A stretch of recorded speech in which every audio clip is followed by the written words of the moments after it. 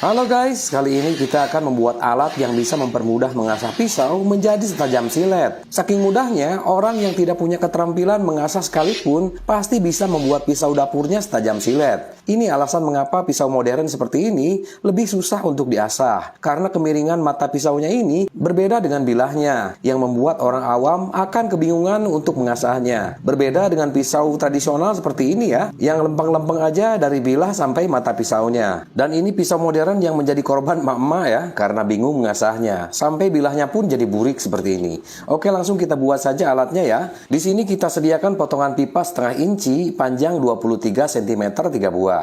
Ketebalannya beda-beda karena memanfaatkan sisa-sisa saja ya. Yang tipis ini akan kita jadikan sebagai rangkanya.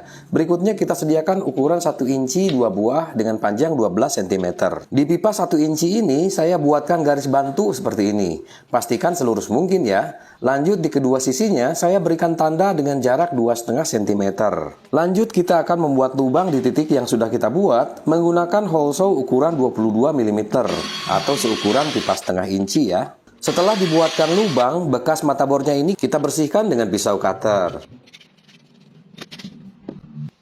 Setelah kedua pipa dilubangi, lanjut kita siapkan pipa setengah incinya untuk proses pemasangan. Pastikan semua pipa dipasang sampai mentok agar bentuknya presisi. Dan setelah selesai dirangkai, rangka ini kita tekan di bidang yang rata. Lanjut kita kuatkan dengan pengeleman. Setelah lem kering, kita akan membuat lubang lagi di salah satu ujung rangkanya. Hole saw yang digunakan masih dengan ukuran yang sama, dan jarak pelubangan sekitar 3,5 cm dari ujungnya. Di lubang ini, kita pasangkan sisa pipa ukuran setengah inci menghadap ke atas. Dan sebelum dilem, pastikan di-setel dulu selurus mungkin. Berikutnya, saya sediakan pipa ukuran 3/4 inci 2 buah dengan panjang 4 cm masing-masingnya. Tapi salah satu pipa ada yang sudah dibelah seperti ini. Karena pipa yang belah ini akan kita rangkapkan ke pipa yang utuh. Tujuannya untuk meningkatkan ketebalan pipa yang ideal untuk pemasangan alat selanjutnya. Di pipa yang sudah ditebalkan ini, lanjut kita berikan lubang lagi, pas di bagian tengah-tengahnya. Untuk melengkapi bagian ini, di sini saya sediakan pipa setengah inci dengan panjang 3 cm. Bagian ujungnya kita rapikan agar tidak menghalangi lubang utama. Dan di bagian ujung yang rata, pipa setengah inci ini ditutup menggunakan plat PVC. Setelah selesai ditutup, lanjut kita pasangkan lagi ke pipa utamanya. Kemudian kuatkan dengan lem. Pipa utama yaitu pipa 3/4 inci ini berfungsi sebagai engsel horizontal. Sebagai engsel vertikalnya, kita sediakan lagi pipa 3/4 inci 2 buah dengan panjang 1,5 cm. Kemudian kedua pipa ini akan kita lem menyilang. Agar bisa dilem dengan kuat, permukaannya akan kita amplas sampai membentuk cekungan, agar permukaan yang dilem lebih luas.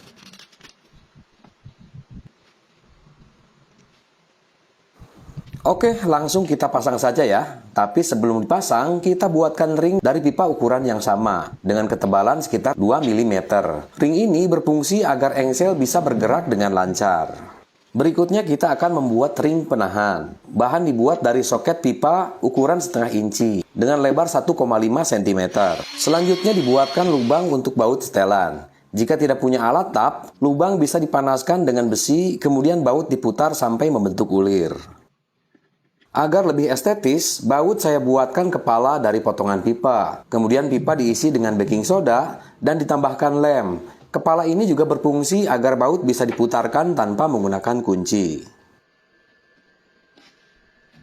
Baik, langsung kita rangkaikan saja ya satu persatu. Sambil kita tambah lagi aksesoris lain agar alat ini bisa tampil estetis.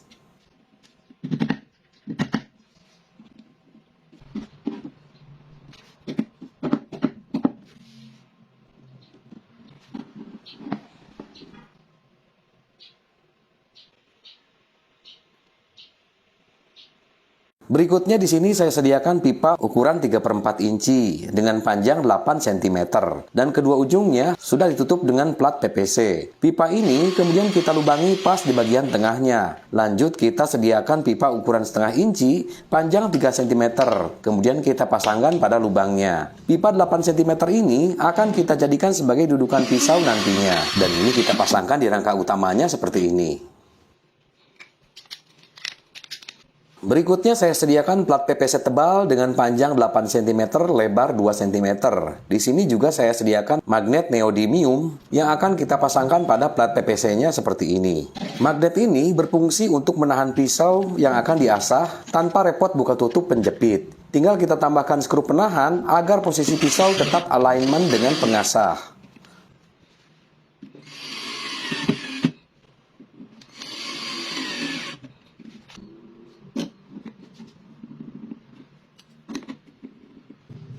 Oke, untuk yang terakhir dan tidak kalah penting adalah membuat kepala tongkat pengasah. Ini dibuat dari pipa 3/4 inci panjang 18 cm yang sudah dibelas panjang 12,5 cm untuk dudukan pengasah. Berikutnya kita sediakan pegas bekas seal pompa air Shimizu yang kemarin sempat ketar-ketir. Jadi kayu pengasah bisa kita pasang dan bongkar dengan mudah seperti ini. Agar bisa digunakan, kepala pengasah ini kita sambung dengan pipa ukuran 1/2 inci dengan panjang secukupnya. Lanjut sebagai mata pengasah, gunakan amplas lembaran dengan grit yang berbeda-beda seperti ini. Di sini ada grit 400 atau kasar, kemudian ada grit 1500 dan 2000. Grit yang kasar berfungsi untuk menghilangkan gompal dan grit yang halus untuk finishing.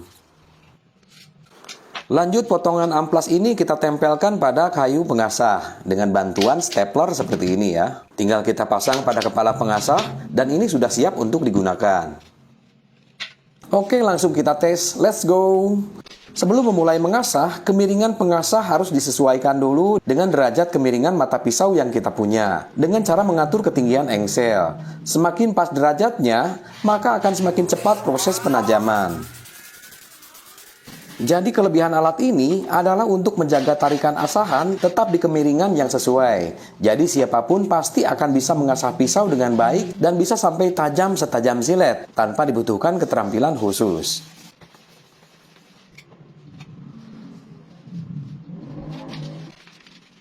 Oke kawan-kawan, demikian tutorial kali ini, mudah-mudahan bermanfaat. Terima kasih sudah menyimak dan sampai jumpa di video selanjutnya.